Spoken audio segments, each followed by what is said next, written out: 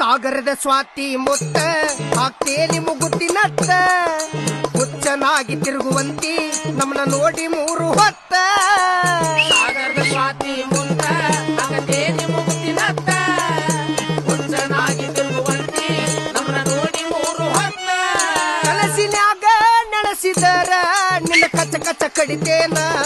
ನೋಡುವಂತಿ ಹೋಗ್ಲೆ ಮಗನ ನಾಕಿನ ಹೆಂಗ ಇಡ್ತೇನ ಸ್ವರ್ಗಕ್ಕ ನಾಕಿಂದ ಹಚ್ಚೇನ